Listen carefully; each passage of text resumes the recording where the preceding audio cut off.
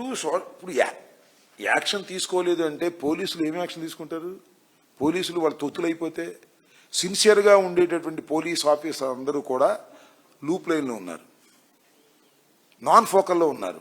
మీరు చూశారు లేదు, తిరుపతిలో ఒక తమ్మిరెడ్డి ఎవరు, ఆయన్ని మొన్న 31వ తారీఖు రాత్రి 8:30 అరెస్ట్ చేయలే, ఎత్తుకొచ్చారు. ఎవరో తెలుసా? పోలీసులు మఫ్టీ డ్రెస్సులు ఎత్తుకొచ్చారు. ఎత్తుకొస్తే అర్థం కాలేదు వాళ్ళ కుటుంబ సభ్యులకి.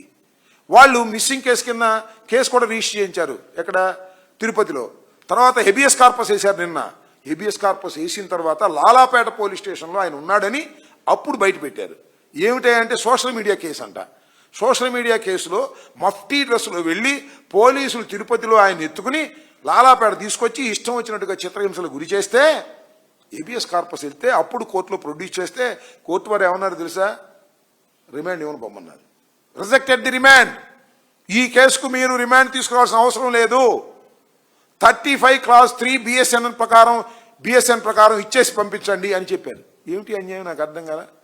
పోలీసులు కొంతమంది, అందరినీ కాదు, కాకి బట్టలు మానేసి పచ్చ చొక్కాలు వేసుకుని ఇష్టం వచ్చినట్టుగా చట్ట వ్యతిరేకంగా వ్యవహరిస్తున్నారు. చట్ట వ్యతిరేకంగా వ్యవహరించే వారి మీద తప్పనిసరిగా లీగల్గా యాక్షన్ తీసుకుంటాం. మళ్ళా మా ప్రభుత్వం వచ్చిన తర్వాత ఇంకా కఠినంగా యాక్షన్ తీసుకుంటాం. అప్పటిదాకా లీగల్గా ప్రొసీడ్ అవుతామని కూడా ఈ సందర్భంగా నేను చెప్పదలుచుకున్నాను.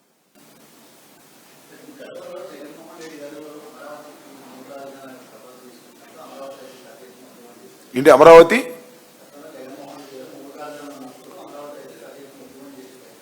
ఇప్పుడు కూడా చేస్తారుగా. మా ప్లాట్లు సరిగా చూపించలేదని చేస్తున్నారు.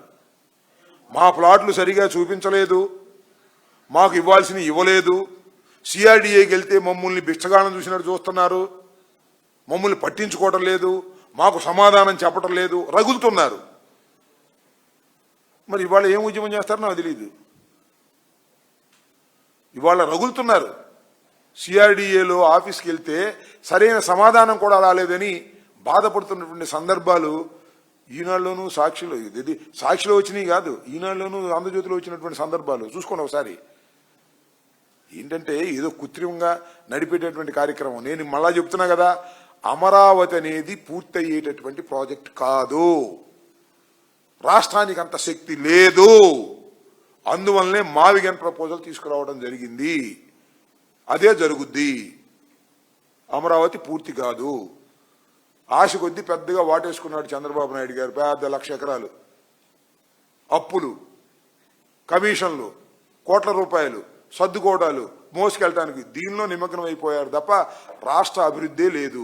గ్రోత్ ఇంజిన్ అంటే ఎప్పుడు గ్రోత్ ఇంజిన్ నాకు అర్థం కాలేదు. జగన్మోహన్ రెడ్డి గారు కూడా విశాఖపట్నం గ్రోత్ ఇంజిన్గా ఉంటుందని ఆ రోజున ఆలోచన చేశారు. గ్రోత్ ఇంజిన్ అంటే ఏంటి నాకు అర్థం కాదు. ఇక్కడ గ్రోత్ ఇంజిన్ ఎప్పుడు గ్రోత్ ఇంజిన్? పైగా సెల్ఫ్ ఫైనాన్స్ రాజధాని అన్నాడు. సెల్ఫ్ సస్టైన్ ఏమైంది? సెల్ఫ్ సస్టైన్ నాకు అర్థం కాలేదు. ఇవాళకి అప్పులు తీసుకురావడమేగా. ఏదో 4,000, అది 16, మన నారాయణ లెక్క ప్రకారమే 4,000 ఎకరాలు అమ్మితే 16,000 కోట్లు వచ్చినాయి. ఎప్పుడు 16,000 కోట్లు? ఎప్పుడు 2,00,000 కోట్లు? ఇన్ఫ్రాస్ట్రక్చర్ ఎప్పుడు చేస్తారు? ట్రంక్ ఇన్ఫ్రాస్ట్రక్చర్ ఎప్పుడు చేస్తారు? ఊరికినే కలలు కనమని చెప్పేటటువంటి పరిస్థితుల్లో నారా చంద్రబాబు నాయుడు గారు ఉన్నారు. కానీ ఆయనకి చిత్తశుద్ధే లేదు.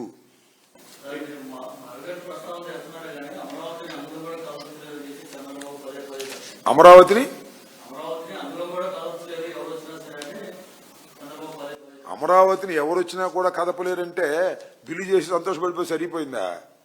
నాకు అర్థం కాలేదు. ఎంత పిచ్చి పని నాకు అర్థం కాలేదు. శాసనసభలో చేసిన తీర్మానం మళ్ళా శాసనసభలో మెజారిటీ ఉంటే చేయరా? Common sense. అందువల్ల మేము చేసేస్తామని కాదు దాని పాయింట్. శాసనసభలో చేసిన తీర్మానాన్ని సింపుల్ మెజారిటీతో రేపు ఇంకో ప్రభుత్వం వస్తే సింపుల్ మెజారిటీతో చేయలేదా అని అడుగుతా ఉన్నా. ఈ మాత్రం కామన్ సెన్స్ చంద్రబాబు నాయుడికి లేదా? ఉంది. కానీ ఒక చర్చ జరపాలి. లడ్డూలో ఫెయిల్ అయిపోయాం, దీన్ని తీసుకొచ్చి చర్చ జరుపుదామని అనుకుంటున్నాడు. ఇవాళ అందరూ కూడా మావిగన్ మీద చర్చ జరుగుతున్నారు. ఈవెన్ తెలుగుదేశం వాళ్ళు కూడా మావిగన్ మీదే తెలుసో తెలియకో ట్రోల్ చేస్తున్నారు. అంటే విస్తృతమైన ప్రచారం జరుగుతుంది, చర్చ జరుగుతుంది. జగన్మోహన్ రెడ్డి గారు చేసినటువంటి ప్రతిపాదన విస్తృతంగా ప్రజల్లోకి వెళ్తుంది. ఓకే, పార్లమెంట్లో అవును, రేపు కూడా పార్లమెంట్ ఉభయ సభలు ఆమోదిస్తారేమో, అప్పుడు మళ్ళీ వేస్తారేమో ముద్ర. ఏముంది? శాసనసభలో తీర్మానం చేస్తే 2 సభల్లో ఆమోదిస్తే మళ్ళా వచ్చే ప్రభుత్వం ఇక్కడ ఆమోదించి మళ్ళా 2 పార్లమెంట్లో పెడితే అక్కడ కూడా ఆమోదిస్తారేమో. ఏమైంది? ఇలాగే ఉండదు కదా. ఆయన జాతీయ పార్టీనా చంద్రబాబు నాయుడు గారు? మాలాగా ప్రాంతీయ పార్టీనేగా. సో నేనేది అది ఇంపాసిబుల్ అనుకోవడం చాలా పొరపాటు. చంద్రబాబు నాయుడు గారు అభూత కల్పన చేసి ప్రజల్ని మోసం చేసే కార్యక్రమం చేస్తున్నాడు. ఎవరైనా అక్కడ ఉన్నటువంటి కొద్ది మంది తప్ప, అక్కడ దోచుకునే వాళ్ళు తప్ప మావి గనుక అందరూ మద్దతు ఇవ్వాల్సినటువంటి పరిస్థితులు వస్తాయి. ఇది రైట్ ప్రపోజల్, అది రాంగ్ ప్రపోజల్. ఆ రాంగ్ ప్రపోజల్ కాబట్టే ఆయన రెండోసారి ప్రభుత్వం వచ్చినా పూర్తి చేయలేనటువంటి దౌర్భాగ్యమైన పరిస్థితులు ఉండటానికి కారణం దిస్ రాంగ్ ప్రపోజల్.